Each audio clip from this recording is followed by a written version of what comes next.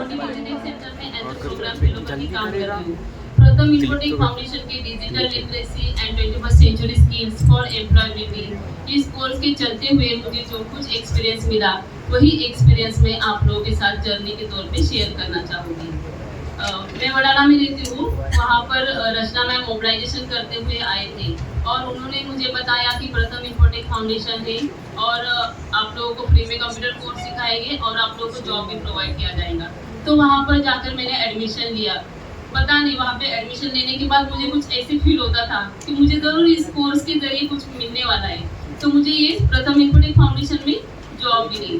तब जब मैंने प्रथम इन्फोटेक फाउंडेशन ज्वाइन किया तब मुझे वहाँ पर एज अ प्रोग्राम फेलो करके पोस्ट दी गई और उसके बाद हम लोगों को 4 हिस्सों में काम बताया गया कि आप लोगों को मोबिलाइजेशन करके स्टूडेंट्स को जमा करना है और एनरोलमेंट करना है स्टूडेंट्स का और उसके बाद क्लास में स्टूडेंट्स को कंटेंट के हिसाब से लेक्चर लेना है और उन लोगों को कम्युनिटी सेशन में ग्रुप लर्निंग किस तरह से की जाती है, ये सब चीज़ें हम लोगों को सिखाना होता है और उसके बाद स्टूडेंट्स को जॉब के लिए प्रिपेयर करना और स्टूडेंट्स को जॉब प्रोवाइड करना, ये सब चीज़ें मुझे 4 हिस्सों में काम बताया गया।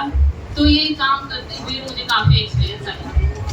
जब हम लोग को सेंटर दिया जाता है तब वहाँ के लोगों को पता नहीं होता है कि यहाँ पर फ्री में कंप्यूटर कोर्स सिखाया जाएगा। तब हम लोग को मोबिलाइजेशन करना पड़ता है।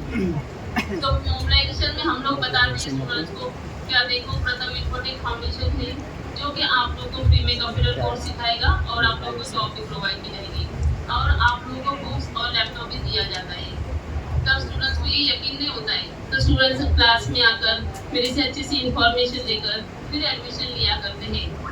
एडमिशन लेने के बाद हम लोग स्टूडेंट्स को प्रोजेक्ट बेस्ड लर्निंग के तौर पे सिखाते हैं जैसे कि डिजिटल स्किल्स और 21st सेंचुरी स्किल्स। तो डिजिटल स्किल्स में हम लोग स्टूडेंट्स को प्रोजेक्ट बेस्ड लर्निंग के तौर पे सिखाते हैं जैसे इंटरनेट में सर्चिंग एंड डाउनलोडिंग करना, माइक्रोसॉफ्ट ऑफिस में रेज्यूम बनाना, डॉक्यूमेंट कंस्ट्रक्शन में रेज्यूम बनाना, डॉक्यूमेंट कंस्ट्रक्शन में मेन्यू कार्ड बनाना, स्प्रेडशीट के लिए मार्कशीट तैयार करना, ये और फार्मूला डेटा एंट्री के लिए फार्मूला यूज़ करना, स्लाइड मेकिंग के लिए पीपीटी तैयार करना, ये सब चीज़ें हम लोग स्टूडेंट्स को प्रोजेक्ट बेस्ड लर्निंग के तौर पे सिखाते हैं। जिन स्टूडेंट्स को ये मैंने जो सिखाया है अगर उन लोगों को समझ में नहीं आता है तो मैं स्टूडेंट्स को डिजिटल साक्षर ऐप है जो कि आप लोगों को उसमें वीडियोस भी देख सकते हैं, उनको ऐप डाउनलोड करने के लिए बोलती हूँ। तो स्टूडेंट्स को ऐप डाउनलोड करने के बाद स्टूडेंट्स को और भी अच्छी तरीके से वो कोर्स प्रोजेक्ट बना सकते हैं। उन लोगों को मैं डाउनलोड करने के लिए बोलती हूँ डिजिटल साक्षर ऐप। और उसके बाद हम लोग 21st सेंचुरी स्किल्स में जैसे कि स्टूडेंट्स को अपने डिग्रीज के साथ साथ उन लोगों के अंदर कम्युनिकेशन स्किल्स और कॉन्फिडेंस लेवल भी होना चाहिए।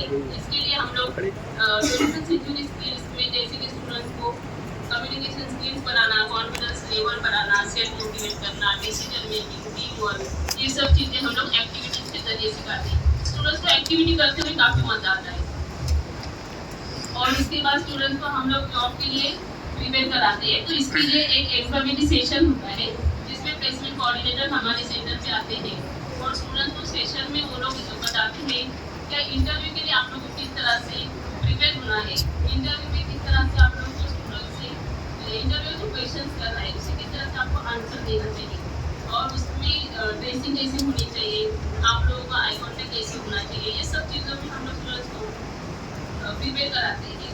मैं तो लड़की लोगों को मैं ये भी बोलती हूँ कि देखो अगर आप शादी से पहले की जॉब करोगे तो शादी के बाद भी आप लोग जॉब करने की परमिशन मिल सकती है। मैं उन लोगों को मोटिवेट करती हूँ और लेडी स्टूडेंट्स भी मेरे यहाँ पर आते हैं जो कि स्टूडेंट्स उन लोगों को सेल्फ डिफेंस करने के लिए बोलती हूँ क्योंकि अपने महंगाई इतनी बढ़ गई है तो महंगाई के हिसाब से अपना सेल्फ डिफेंस करना बहुत ज़रूरी है। तो उन लोगों को बताती हूँ कि आप भी जॉब ज्वाइन करना, तो वो लोग भी जॉब ज्वाइन कर देते हैं। उसके बाद हम लोग का एक जॉब फेयर होता है। तो जॉब फेयर में स्टूडेंट्स को एक साथ 8 से 15 कंपनियों के साथ में इंटरव्यू का मौका मिलता है। तब हम लोग उनको जॉब फेयर में लेकर जाते हैं और उनको जॉब फेयर में मैं उनको बताती हूँ कि आपको हर एक जगह पे इंटरव्यू देना ही देना है ताकि आप लोगों को ज़्यादा से ज़्यादा कंपनी सिलेक्ट कर सके और आप लोगों को ऑप्शन मिल सके कि आप लोगों को कौन सी कंपनी चूज करनी है जॉब के लिए। तो वो स्टूडेंट्स हर जगह पे इंटरव्यू देते हैं। उसके बाद स्टूडेंट्स का हम लोग फॉलोअप लेते हैं 8 दिन बाद जैसे कि प्लेसमेंट कोऑर्डिनेटर के साथ स्टूडेंट्स कौन सी कंपनी में सिलेक्ट हुए हैं, कौन सी कंपनी में स्टूडेंट्स प्लेस हुए हैं और स्टूडेंट्स को मतलब मतलब कोई नहीं जा रहा है तो उनको क्यों नहीं जा रहे, ये सब चीज़ें हम लोग उनका फॉलो लेकर पूछते थे। तो अभी मेरे पुराने स्टूडेंट भी मुझे जॉब के लिए कॉल करते हैं कि मैम कोई जॉब रहेगी तो बता दो। मतलब मैं अभी 3 साल हो चुके मिले, तो चेंबूर के स्टूडेंट्स भी मुझे कॉल करते हैं कि मैम कोई जॉब रहेगी तो बताओ। और उनके रेफरेंस से जो नए स्टूडेंट्स भी एडमिशन के लिए आते हैं वो भी मुझे बोलते हैं मैम आप जॉब देते हो क्या। तो मेरी आज की एक पहचान कंप्यूटर टीचर से ज़्यादा जॉब देने वाले टीचर करके हुई है।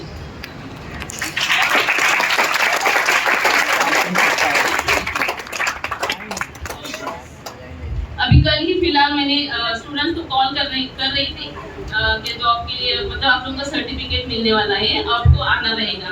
तो उनके पेरेंट्स ने कॉल उठाया था, तो पेरेंट्स मुझे बोले मैम मेरा लड़का जब से आपका कोर्स ज्वाइन किया है तो तब से वो जॉब के लिए मतलब जॉब छूट ही नहीं रहा, फर्स्ट ईयर में है वो अभी। तो बोलते अभी पता नहीं उसके एग्जाम में कितने मार्क्स आएंगे, लेकिन वो जब से आपका, आप बुरा मत मानो मुझे, ऐसे भी बोला उन्होंने कि आपका कोर्स ज्वाइन करने के बाद वो जॉब छोड़ना ही नहीं चाहता है। मुझे बोला अच्छी बात है ना, लेकिन अगर कर रहा है तो लेकिन डिग्री भी तो जरूरी है। बोले मैम, मैं बोले ठीक है जब तक हो रहा है तब तक करने दो उसको। तो उसके बाद हम लोग कम्युनिटी सेशन में जैसे कि स्टूडेंट्स को 6 लोगों के बीच में एक लैपटॉप दिया जाता है। जो कम्युनिटी सेशन में हम लोग स्टूडेंट्स को ग्रुप लर्निंग के तौर पे उन लोगों को गार्डन में या तो फिर आपका मंदिर के नियर बाई एरिया में हम लोग स्टूडेंट्स को बुलाते हैं और उन लोगों को कम्युनिटी सेशन लेते हैं।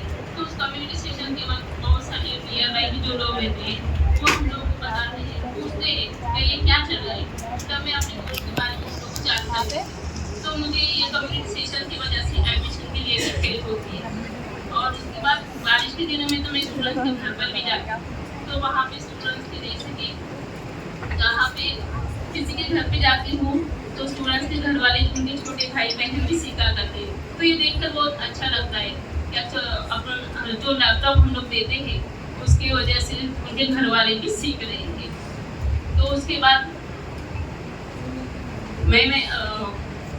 मुझे ये जर्नी शेयर करने का मौका मिला है, तो मैं थैंक यू बोलना चाहती हूँ प्रथम इंपोर्टिंग फाउंडेशन और फ्लिपकार्ट फाउंडेशन को, जिसकी वजह से आज मुझे जर्नी शेयर करने का मौका मिला। और मैं मेरे फ्लिपकार्ट टीम को भी थैंक यू बोलना चाहती हूँ, जिन्होंने इस प्रोजेक्ट को आगे बढ़ाने में काफ़ी सपोर्ट किया है। मैं आज फ्लिपकार्ट फाउंडेशन से जो अपना ये 3 साल का सफर जारी रहा है उसमें बहुत सारे स्टूडेंट्स को हमें जॉब करने की अपॉर्चुनिटी मिली और ये सफर ऐसे ही आगे बरकरार रहे ताकि हम ज़्यादा से ज़्यादा स्टूडेंट्स को एम्प्लॉय कर सकें और उन लोगों को जॉब दिला सकें। Thank you. और शेयर करना चाहूँगी प्रथम इंपोर्टिंग फाउंडेशन और फ्लिपकार्ट फाउंडेशन का जो 3 साल का रिश्ता रहा है उसके लिए प्रथम इंपोर्टिंग फाउंडेशन ने शिक्षा को दिया है नया आसमां, फ्लिपकार्ट फाउंडेशन ने हर सपने को बनाया आसान। दोनों का ये संगम हर उम्मीद को जगाए, प्रगति का दीपक हर दिल में जलाए। Thank you.